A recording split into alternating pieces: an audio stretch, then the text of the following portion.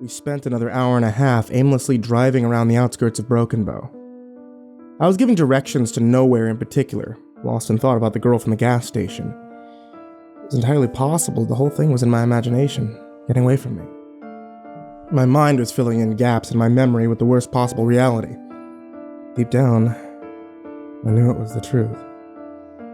I saw the little oasis on the horizon before Karen and Brian. My stomach went into a free fall and my vision became a tunnel. It must have steered us there without knowing it. And that had to be it. Maybe you had to get lost to find the place. Maybe it sought me out. It didn't really matter.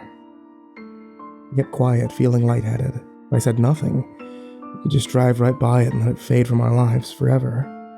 Brian turned the wheel towards the trees without a word of guidance from me. This was the first point where I realized how desperately I didn't want to return to that place. I was sweating through layers of clothing and trying to keep my composure. Hey, maybe we just call it a night and try again some other time, I managed to say. Words fell out of my mouth, slurred and robotic sounding. That was the best I could do. I'm gonna try that ominous-looking patch of trees over there, but then I'm down for whatever you guys want to do, said Brian.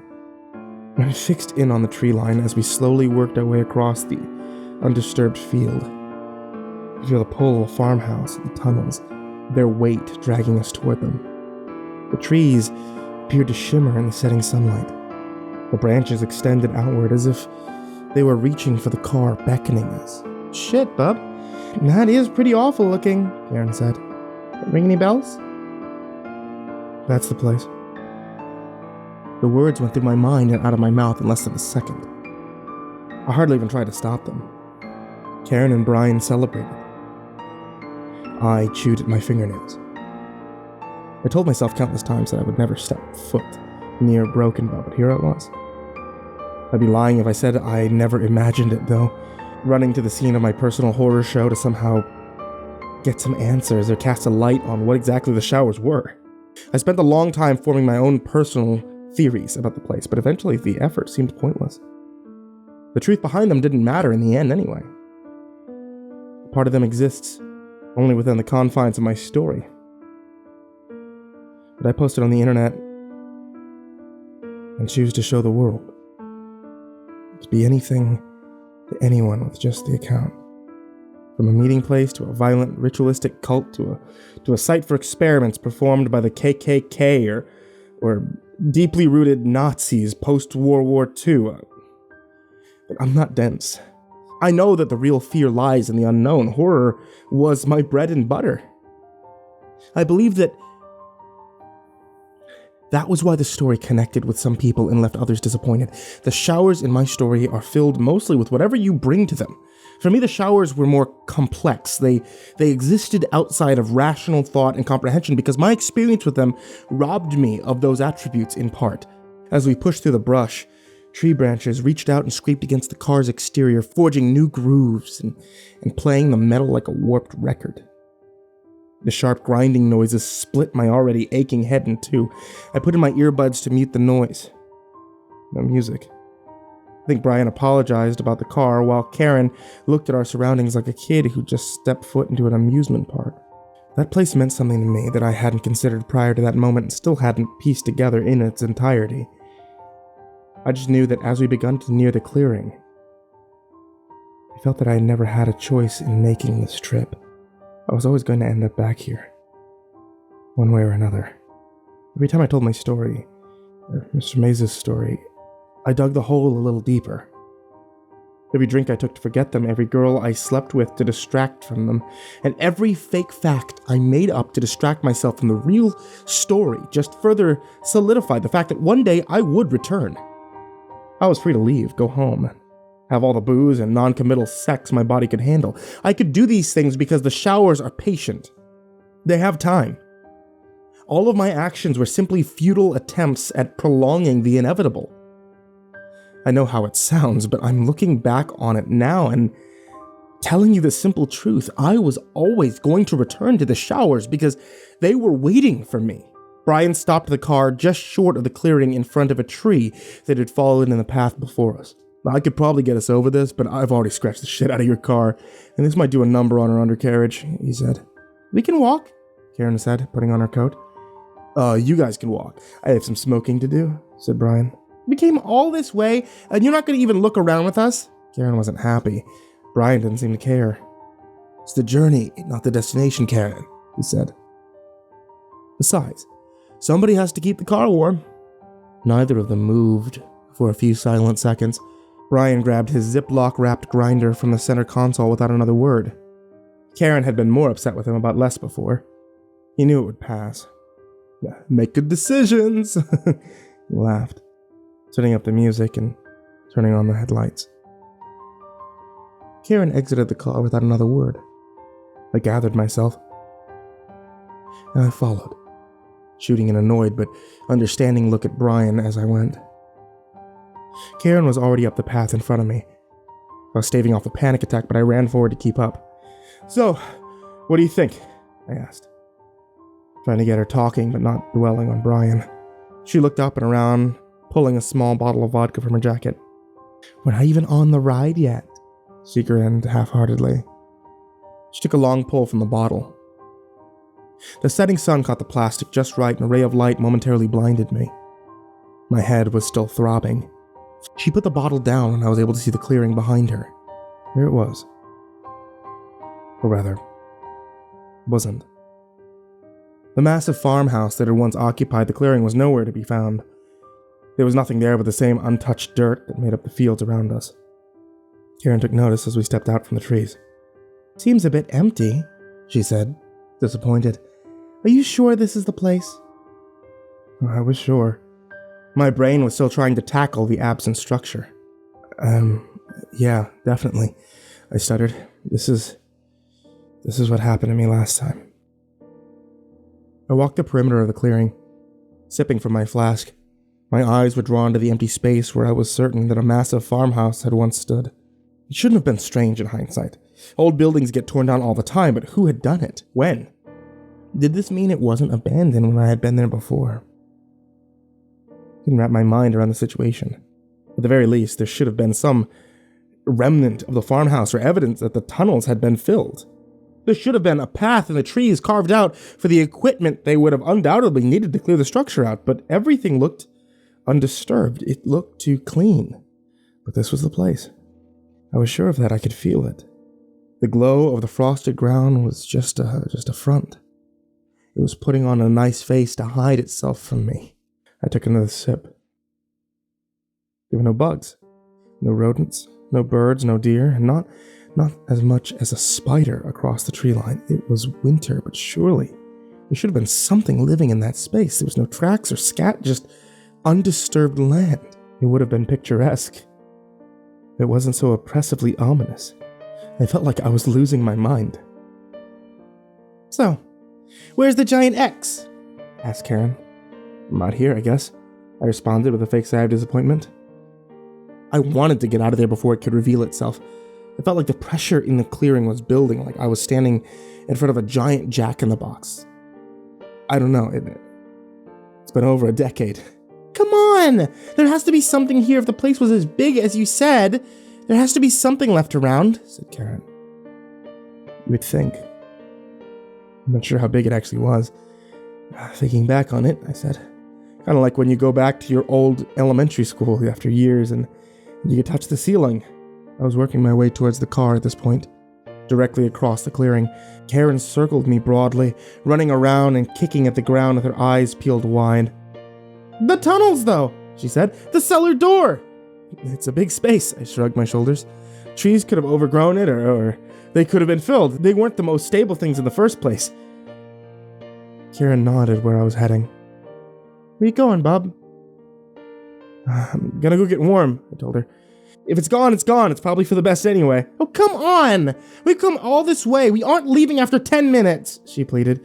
It was a nice little road trip, but I'm tired and it's getting late, babe. I put my hands on my coat and continued towards the car, where Brian sat. He was ripping a bong in the back seat. Well, that's some bullshit, he said from behind me. I turned around to face her. She was powering through the vodka that she had opened only minutes ago. With a flourish, she finished the bottle and whipped it over my head into the trees. I didn't hear it hit. The growing pain in my gut flared. It was surely just something to do with the stress, but you can't breathe your way through an ulcer. I fell down to a knee. The ice on the ground had thinned beneath me. It was just frost and hardened earth. My chest tightened. I think we should go. I think I need to go to an urgent care. Fucking convenient, she said. You're not getting your way, and so suddenly you pull the trump card. Okay, Jack, I'll take you to an urgent care in the middle of Kansas. Nebraska, I said. She shot me a look like a bullet. Her body language shifted dramatically. Oh, I'm sorry, she said sarcastically, moving towards me. It's just that your story changes so fucking often that I don't know what the truth is and what you're bullshitting. She picked up a rock and whipped it into the trees.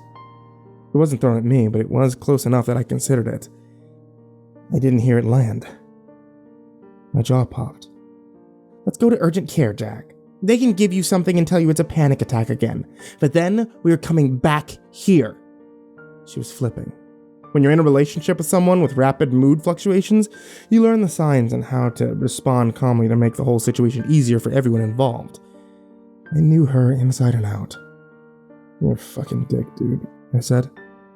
You also learn which buttons to push. The pain was getting to me. She stepped towards me with purpose. What the fuck did you just... There was a dull, hollow thump beneath her boot. She froze. I froze. We both looked down to find a large set of wooden cellar doors that had been hidden by dirt, debris, and ice. But at that moment, it seemed impossible that we had missed them. A malicious grin crawled across Karen's face as she looked up at me. Let's just go, Karen, I said. She cleared off the doors with her feet. Please, let's just go. What's down? She said, trailing off. We gotta go. Please. What's down there? No. What's down there? She repeated again, her gaze jumping between me and the door. What's down there? What's down there? Her voice was getting louder. Make something up, Hemingway! She was yelling. What do you call a writer that doesn't write, Jack?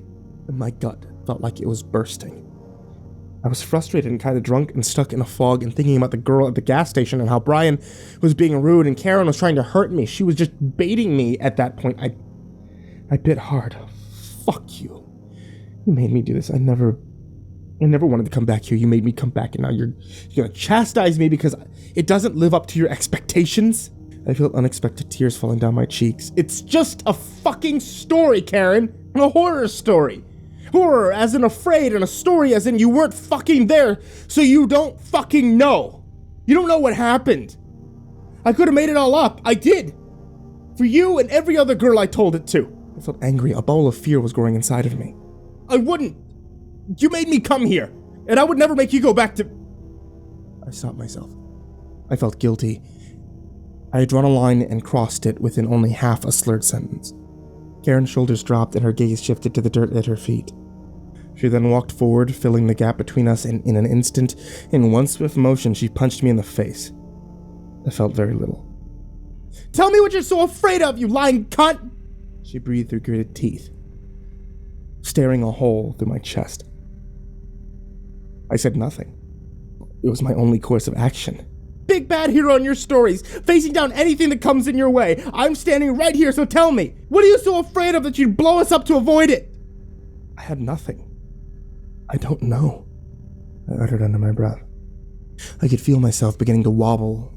It wasn't the booze. It felt like my body was confused, like my brain was playing catch-up and had left everything else on standby. It was the truth. I had no idea what was waiting for us in that tunnel. I couldn't muster a name or even a vague description because I couldn't remember. I'd spent so much time embellishing and lying about it to reach certain ends that I had never really processed what had happened to me there. I never thought about how it changed my perception of myself, let alone my perception of reality. I never had to think about it. I just turned it into a story, and I spread the story. I was doing the same thing Mr. Mays had done, just on a larger scale, lie. I distanced myself enough from the reality of the situation because it was easier to swallow, and most importantly, it was under control. But here I was now, being forced to face it again. I had no control.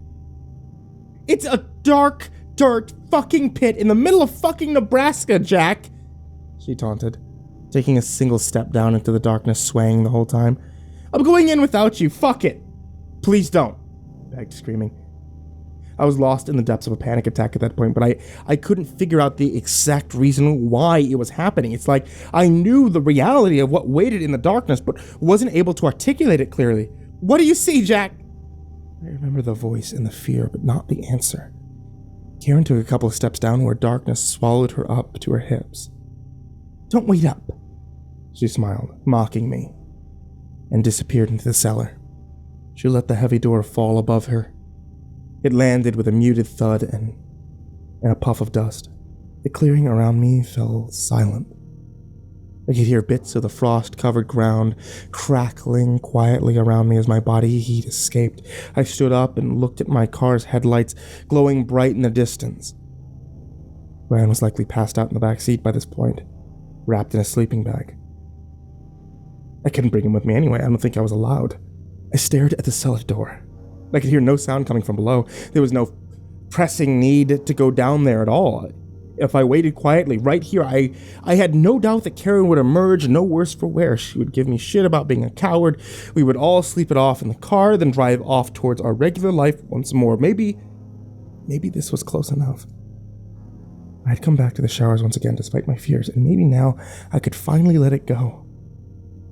Karen had seen the birthplace of the story she obsessed over, and I had confronted whatever it was that I needed to confront there. Nothing more needed to be done. After all, the farmhouse was gone. The land had frozen over, and it seemed like the place had been completely abandoned. It would never take anyone again. It would never hurt anyone again. All I had to do was stay right there on the ground and wait. Within seconds, I was staring into the beckoning darkness of the cellar. The moonlight hardly seemed to pierce the black veil as I made one hesitant step downward, followed by another. The door was heavier than I remembered, but what did I know? My memory was terrible. I inched my way down the icy ramp. I watched my feet disappear beneath me, swallowed by the darkness. Took my legs next. I was helping it along. Even through thick pants and boots, the darkness felt a great deal colder than it should have. My legs felt like they had been submerged in ice water. I was up to my knees when I felt a familiar shooting pain in my right leg, one that I hadn't felt in years. I knew it was psychosomatic because it had to be, but it ran up my leg so quickly that I grabbed at it on reflex alone. I had shifted all of my weight onto my left leg, which had tried to root itself to a thin patch of ice. Of course it did. I tumbled downward into the abyss. The heavy cellar door fell behind me with a crash, and all traces of light from the outside had been snuffed out with that door. The fall seemed to last longer than it should have, but maybe I was just panicked and unable to properly gauge the passage of time. I landed hard on my shoulder, which took most of the impact. My head was second place. My shoulder hit, my neck whipped, and my head bounced hard on the ground. I think I lost consciousness, but it was difficult to tell. My waking environment was already silent, pitch black and freezing cold, so there was little difference between consciousness and unconsciousness at that point. I don't know how long I laid there, but I know I wanted to stay put as I felt the pain shooting across my skull. I rolled onto my back, groaning loudly but unable to hear it well. It sure as hell sounded like I was underwater. I reached my bare hand into my pocket and grabbed my phone. Now, in hindsight, I don't know what I was doing trying to walk down there without a light. I hadn't been thinking clearly. I removed my phone from my pocket and pressed the home button to find a web of broken glass covering a picture of Karen and I, my phone's wallpaper. It was a selfie that she had taken of the two of us in what could have been any one of the numerous local breweries we frequented. Her eyes were closed and she was smirking while kissing me on the cheek. I was half smiling. My hair a greasy mess. My eyes were tinted red. I wasn't subtle. I didn't remember that night. The screen flashed a message about a corrupt SD card, followed by one about low battery. I had done a number on it in the fall. I swiped my thumb across the screen to turn on the flashlight, and I could find tiny pieces of fractured glass grinding against my thumb. "Just get me through this and I'll buy you a new screen," I whispered to my inanimate companion. I had to fill the silence with something. And still my own voice sounded distant and muted. I opened my jaw wide to alleviate the pain in my head. It cracked 4 times in rapid succession like bubble wrap, but the pain persisted. The light from my phone flickered to life, illuminating my surroundings. It wasn't as bright as I would have expected. Either my phone light was dying or those tunnels were eating the light, keeping it from showing me more than it wanted me to see, but I could see enough. The little details came rushing back to me instantaneously. Gaps in my memory were filling so quickly that it made me dizzy. They really gaps, though? No, they had just been pushed to the side, overlooked. My leg began to throb like it had when I fell through the floor of the now demolished farmhouse so many years ago. I wondered if the hole was still there, holding on to a piece of denim that it stole from my jeans. I heard feet shuffling behind me, in front of me, all around me. Every step I took was slow and careful and deliberate, but still, there was a brief delay and another step directly following my own. I told myself that it was just the echo. That place had an echo, but it shouldn't have. The familiar, putrid stench burned my nostrils. It burned my eyes. It made my now surely decaying stomach clench in an attempt to force me to vomit. Much to my dismay, I just gagged violently. It lit up parts of my memory that I couldn't properly verbalize, like the smell of a home-cooked meal or your childhood home. But instead of feeling comfort, I felt anger. I hadn't thought about that awful stench in years, but I couldn't grasp how I could have possibly forgotten. It had always been right there. Why would I let it get away from me? And then I saw her. The child in the stained robe with the black hair. She was twitching in the distance, just on the border of my peripheral vision. Her skin was pale. Her hair ran like veins down to her knees. Her gown was just as tattered as the last time we met. She was gone with a blink. I turned away. I had seen her. She had been in my nightmares waiting for me. It was coming back to me. I just wake up and I move on to my day afterwards. How could I? I turned back. She was directly in front of me. I could feel her breath warm against my face. Her breath, it smelled like death. Or did it? Her hair hung over my face. Only her eyes were visible as it reflected the light of my... There was no light. No girl. It couldn't be. It was pitch black. I felt for a wall and my hand brushed against cold metal sheets. The kind that might be used as the roofing on a barn. It was rusted and brittle. I grounded myself. The smell remained. All of my lies, all half-truths, made-up details about this place, they were stripped away. There was no more hiding from it, no more deflecting the truth. I was back in the place I had sworn to never revisit, but was always heading back towards. And I had to laugh. It probably sounded like I was losing it. Years of sleeping on couches and subletting rooms that I had never gotten comfortable with any of them. But somehow in this godforsaken place, I found at the very least some familiarity. It's like a fucked up home because as much distance as I had put between us, it had stuck with me. It was part of me. That seemed about right. I was walking through a haunted house of my own making. In my delirium, I began to wonder if that place had really been around before me. Had I called it into existence? Was Mr. Mays just an old kook who had inadvertently put me on a path towards manifesting this place of filth and evil? Was this a prison that I had constructed for myself? A tomb that I was always meant to die in? I reeled myself back in. It's like the dark and silent void was calling out for me to fill it. So my mind was attempting to do just that by letting anything and everything fly forth, but it was too much space to fill. It would be way too easy to get lost there. That's how people lose their minds, isn't it? I told myself that I was going to get back on medication when I got out of there. And I need some Xanax at the very least. My light went out. I heard the familiar cry of an animal in the distance. It was coming from right in front of me. No, it was a voice. It was an animal again. A dying doe. It was wailing. So loud it was in pain. I was in pain. The wailing was coming from within my head. The light flickered back to life for a moment. I took in the nothing that stood before me. I needed the light. When I lost it, I immediately began to lose myself. I was likely to spread out across the place in an instant, and the light was the only thing that kept me there, confined but safe. I was in the realm of the known. Anything outside of that was where the real horror waited. A flash of bright red appeared in my peripheral vision. Of course. How could I have forgotten that? I turned to face the red door. It wouldn't have looked out of place in a model home in white suburbia, yet here it was, out of its element, just like me. The door faded and my light died once again. It was for good this time. I calmly told myself over and over again that when deprived of sight or sound, the brain will hallucinate, populating the glaring gaps with whatever it can. None of this was real. I was in a hole in the ground in the middle of Nebraska, and I was not going to lose myself there.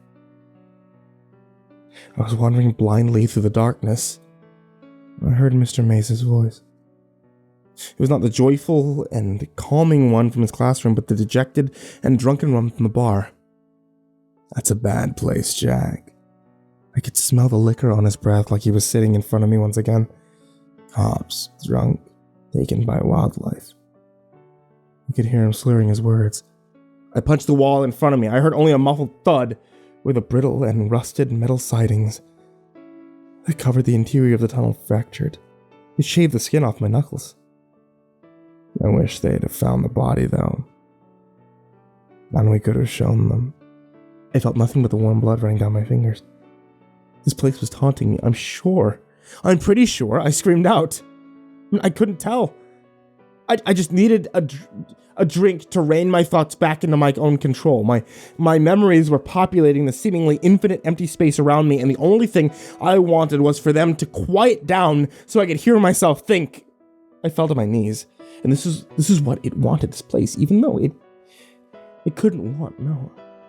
I did this to myself. I wrote this ending for myself when I went chasing the infamous showers and posted about it on the internet. I built this extension of myself that was now eating me. It truly was just a hole in the ground in motherfucking Nebraska that I used to dump my own fears into. Nothing more. I was going to end up like Mr. Mays. Karen was right. The room began to quiet and I could feel it shrinking. It's fucking hell on earth, if you ask me. It was him again. But this time I was more acutely aware of the sadness, uncertainty, and fear in his voice. I closed my eyes. Not that it mattered much, I told myself the truth. Mr. Mays was just a tired old man. I couldn't tell if I was speaking out loud or not. He had a horrific experience in his younger years, and because of it, he lost a friend. The situation was as simple as that. Maybe they found his friend's body, and maybe they didn't. It didn't really matter. Mr. Mays just couldn't cope with emotional trauma so grandiose that he drank himself stupid to shrink it down into a manageable size, something small enough to hide away and check in on really bad nights every now and again. But it was always the driving force behind everything he did. I didn't realize what I was actually doing at the time, but if you just replace his name with mine, it might make some sense. I felt something creak from above me, and I felt a drop of something on my shoulder, but my attention was quickly stolen by something else. Jack? The voice cut through the silence with a knife, and I perked up. My heart was back to 100 beats per minute. My brain was on fire, so it took me a second to process what was happening. Karen is a person. Karen is my girlfriend. Karen went into the tunnel. I went after Karen. We were both in the tunnel now. Karen just spoke. Karen, come closer to me. Come out. You were talking to yourself, she said. Her voice was soft and she sounded concerned. You were talking to yourself like you were sleeping just now. Why wouldn't you bring me here? This was the venue in which I finally had a real conversation with my girlfriend. A subground living nightmare in the pitch black, as a disembodied voice. I don't know, I replied. She was audibly upset. After everything I've given up for you, you're still gonna feed me that bullshit? I mean it, I don't know. I told her, I don't know what this place is or what happened to me here. I can't explain any of this. Can you? It was a beat. I was pleading with her, but didn't know what my goal was. I was just letting everything out. So I don't know what this place is or what it did to me, except that I wasn't the same after it. I'm just fucked up, and I don't know why. I can't do anything about it, and would never want to put you through this, ever. I was afraid. I mean, look at this place. I gestured to all around me. Neither of us saw it. I could have helped you! I noticed the past tense. I could hear her either moving towards me or resting against the wall. How? We could have shared it. I heard the tears in her voice. I didn't know what to say. Well, we are now.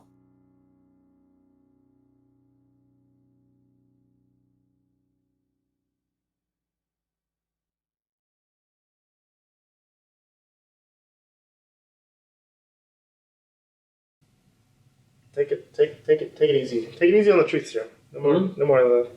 We're live. Hey there, kids. It's me, MrCreepyPasta. And I like midget porn. Ooh.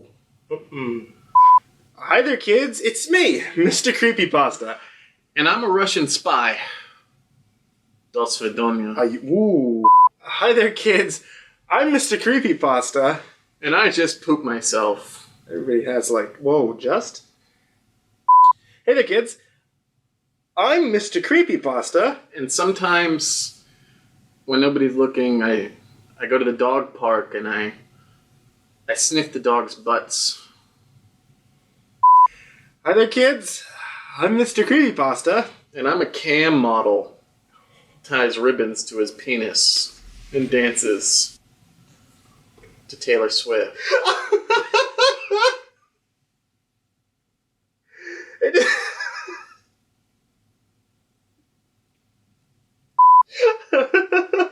This is getting sad. You're not even just saying that, you're just coming to self-realizations and just not wanting to be here. Hi there, kids. I'm MrCreepyPasta. And my mother once told me I was adopted. Hi there, kids. It's me, MrCreepyPasta. And I'm Vincent Vinacava. And today we're here to talk to you about the CreepyPasta comic book. You guys probably heard us talk about it before when it first went to Kickstarter. Well, now it's available for everybody and not just the backer. April 7th on Amazon. Follow the link. Supplies are limited. Very limited, in fact.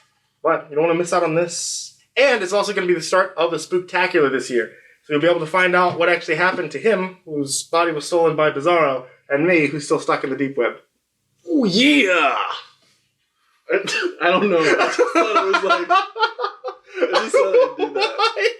Like it was like a catchphrase. Oh, yeah. Snap her to a Slim Jim. Dig it. Ah, welcome. I take it you've come for a story. Of course you did. Why else would you have tracked down my website? After all, it takes a very special browser to even locate this dark little corner of the internet. But you already knew that. So, if it's a story you want, it's a story you shall receive. And it would please me very much to read one to you this evening. All of you. Shall we begin? I've got the perfect one in mind. It's a tale about those who've been wronged and the depths they'll sink to in the name of revenge. The CreepyPasta comic is available on Amazon, April 7th.